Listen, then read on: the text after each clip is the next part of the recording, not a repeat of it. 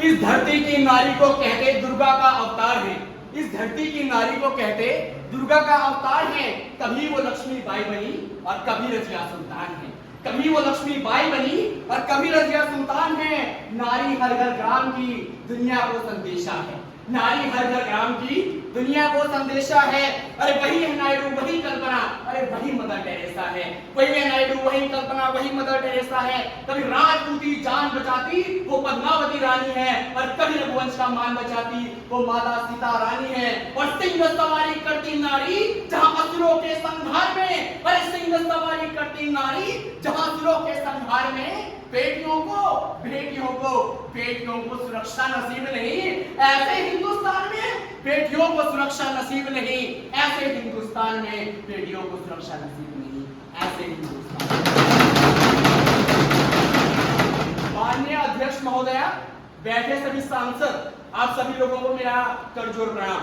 मैं शिवम चौहान, नेता प्रतिपक्ष एवं एक जिम्मेदार सांसद होने के नाते कई गंभीर मुद्दों पर बात करना चाहूंगा।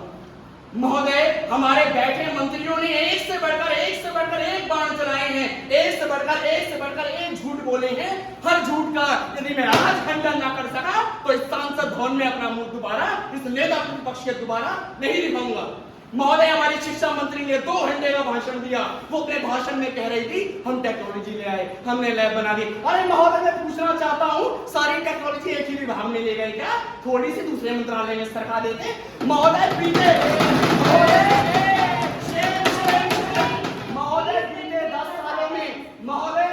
10 सालों में न जाने कितने बलात्कार करके खुले घूम रहे हैं। सीबीआई की जांच बताती है कि पुलिस अधिकारी मौके वारदात पर सबूत नहीं इकट्ठा कर पाते।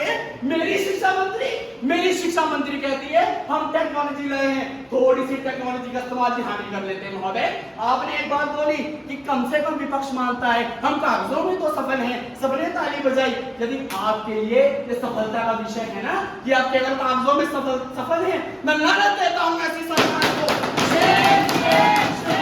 महोदय, हमारे भारत देश में इस समय संपूर्ण देश में आग लगी पड़ी है। कोलकाता रेप केस ने पूरे देश को हिलाया हुआ है। महोदय, जिस व्यक्ति ने उस बच्ची की आंखों से लहू चला दिया, जिस व्यक्ति ने उसके शरीर के बोटी पर हमला कर दिया, महोदय, जिस व्यक्ति ने उस महिला को मौका वारदात पे मार दिया, वो व्यक्ति अभी भी जिंदा है। उसको फांसी नहीं हुई है। ये कोई 10 साल पुराना वारदात नहीं है, ये तो अभी की वारदात है। अब ना उसको फांसी करा पाए, ना उसको जेल भेज पाए, और ना उसके सिर पर गोली चलवा पाए।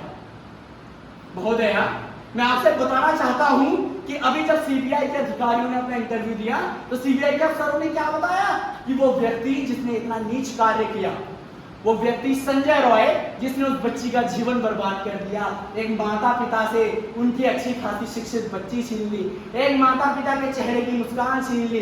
ये भारतवर्ष है महोदय। हम कन्या जमाते हैं, छोटे छोटे बच्चियों के पैरों के निशान घर में लगाते हैं। जिस पिता ने अपनी बच्ची के निशान घर में लगाए थे, उस बच्ची की केवल लाश देखने को मिली। आरजे खान मेडिकल कॉलेज का जो प्रशासन है वो फोन पर क्या बोला कि मैं सब डायरेक्टर बोल रहा हूँ, आपकी बच्ची की तबीयत खराब है। ठीक 2 मिनट के बाद एक और फोन जाता है, तबीयत थोड़ी ज्यादा खराब है। पिता पूछता है क्या हुआ मेरी बच्ची को क्या हुआ? तीसरे फोन में कहते हैं बुखार है शायद।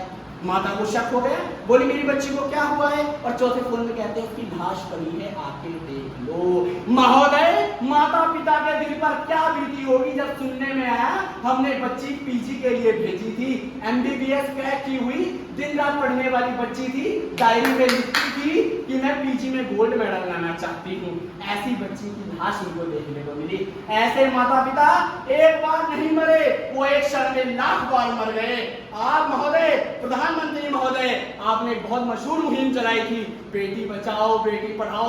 मैं कहता हूँ बचेगी बेटी तभी तो पढ़ेगी बेटी। और दुर्भाग्य की बात तो यह है महोदय, दुर्भाग्य की बात तो महोदय है कि हमारे देश की बेटियां पढ़ तो पा रही हैं लेकिन बच नहीं पा रही हैं। तो महोदय, पढ़ाने का इंतजाम माता पिता पेट काट कर लेंगे। उन बच्चियों को बचाने की व्यवस्था कर लीजिए, हम उसी में आपके सादर धन्यवाद करेंगे।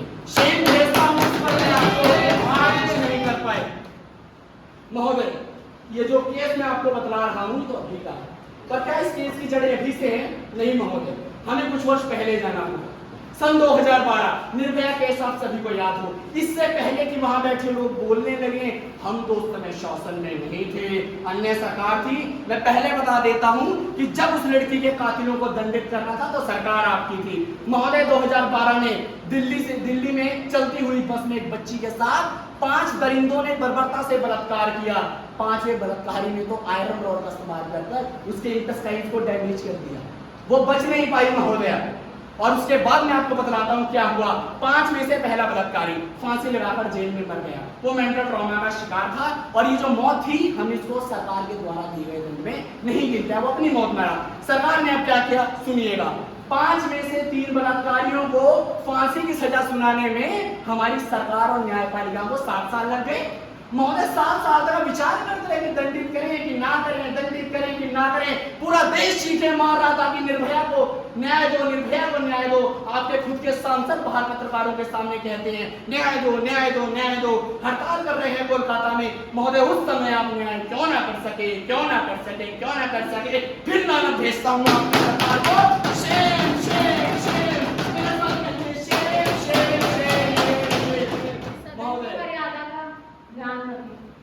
महोदय मर्यादा की बात हमसे कही जा रही है, मैं आपका धन्यवाद करता हूं। समय में विपक्ष हूं, मैं जानता हूं मुझे हर मर्यादा का याद कराया जाएगा। जब मेरी विपक्ष मंत्री चीख चीख कर हमारे सवालों को खंडित कर रही थी, वो भी हवाई बातों के साथ, आपने काम करेंगे करेंगे करेंगे, उसको करेंगे कहे। महोदय न्याय भी तो सब यही कह रही है देंगे देंगे देंगे। 10 साल लग गए क्या आपको योजनाओं पे काम करने में। इस बात पर फिर एक बार shame shame shame shame shame. महोदय इसके बाद आगे आते हैं हाथरस केस 2020, बहुत पुरानी बात नहीं कर रहा हूं। महोदय एक बच्ची खेत में घास काटने गई, उत्तर प्रदेश की घटना है। शासन में आप हैं, प्रदेश में भी आप थे। महोदय वो बच्ची घास काट रही थी, 4 दरिंदों ने उसको वहां पकड़ लिया, उसका बर्बरता से बलात्कार हुआ। क्या हुआ महोदय उसके साथ आप जानते हैं, उसकी जीभ भी काटकर फेंक दी उन बलात्कारियों ने, ताकि पुलिस को बेचारी अपने माँ बाप को बता तक ना सके मेरे साथ क्या हुआ। अब आपको सुनकर तो खून खोल रहा होगा क्या माननीय मंत्री जी कि शायद न्याय हुआ होगा, ऐसा कुछ भी नहीं हुआ। 4 में से 3 बलात्कारियों को 2023 में हाथरस कोर्ट कहता है कि सबूतों के अभाव के कारण हमको इन्हें रिहा करना पड़ेगा और उनको रिहा कर दिया गया। केवल एक बलात्कारी को सजा हुई महोदय, उम्र में 50,000 का जुर्माना उस व्यक्ति पर लगाया गया। महोदय आपको लग रहा होगा दंड कितना बड़ा है, एक को तो उम्र कैद सुनाई गई। अरे मैं कहता हूं उम्र कैद किया था, कारावास की सजा को मैं देश में सजा ही नहीं मानता। क्यों, साबित करके दिखाता हूं। आप सभी को भली बात याद होगा संत गुरमीत राम रहीम सिंह, डेरा सच्चा सौदा का फाउंडर। महोदय 25 अगस्त 2017 में 2 बच्चियों के बलात्कार करने के लिए सीबीआई स्पेशल कोर्ट ने उसको कन्विक्ट किया था, अर्थात सरकार के पास सबूत आ गए थे। जनवरी 2019 में रामचंद्र छत्रपति नाम का एक पत्रकार, उसकी हत्या के लिए उसको कन्विक्ट किया गया। अब आप लोग सोच रहे होंगे 2 बलात्कार और 1 मर्डर के लिए तो शायद आजीवन कारावास भी कम है।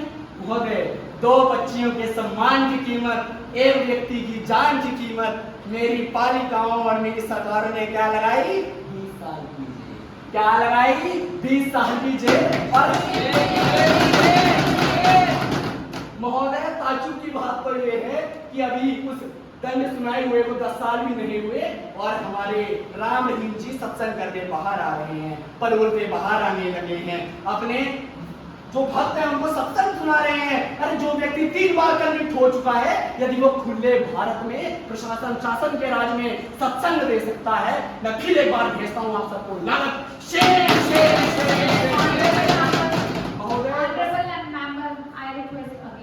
महोदया मैं चाहूंगा कि आप मुझे कुछ बातें रखने दें, गंभीर मुद्दे बार बार नहीं उठते और अगंभीर मुद्दों पर कई घंटों बात हो चुकी है। अंत में बस यही कहना चाहूंगा आपसे, जाने से पहले आपने कहा है कि इसको संक्षेप कर दिया जाए तो कर देते हैं।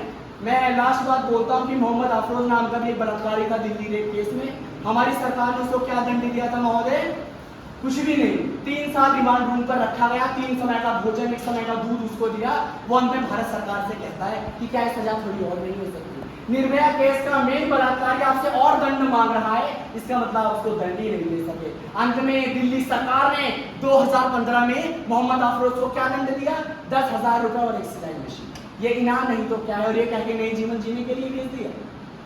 महोदय मैं कहना चाहता हूँ कि बाबा राम रहीम जब आप आज बाहर घूमता है तो 50 से 100 पुलिस वाले साथ लेकर चलता है, क्या वो कोई झूठे का अफसर है? क्या वो देश का कोई मंत्री है? महोदय वो अपराधी है। कारावास का मतलब है कारावास के पीछे रखा जाए, क्योंकि रेप कोई केवल फिजिकल असॉल्ट नहीं है, it is attack to the soul of the body. Bhagavad Gita कहती है, उसमें श्री कृष्ण बोलते हैं कि शरीर में बुद्धि, मन और इंद्रियों से बढ़कर हमारी आत्मा है। और महोदय बलात्कार के बाद एक बच्ची की आत्मा मर जाती है, और जिसकी आत्मा मर गई वो बचे हुए जीवन के लिए क्या जिएगी? तो इसलिए आत्मा को मारने का जो दंड है वो शारीरिक मृत्यु के बराबर होना चाहिए। मैं इस बात को आप सबके सामने रखता हूं। अब बस जाने से पहले ये कहना चाहूंगा कि आशा करता हूं आपने मेरी बात ध्यान से सुनी हो। जिन्होंने मेरी बातें ध्यान से सुनी आपका धन्यवाद, जिन्होंने नहीं सुनी उनका ज्यादा धन्यवाद, क्योंकि आपने कड़वे टूट किए हैं। और आशा करता हूं कि सरकार इस पर काम जरूर करेगी। यही कहना चाहूंगा जाने से पहले कि सत्ताधारियों को, महोदय सत्ताधारियों को भा नहीं सकता ऐसा धारदार हथियार हूं मैं, और यदि सच कहना गद्दारी है तो हुजूर गद्दार हूं मैं, गद्दार हूं मैं, गद्दार।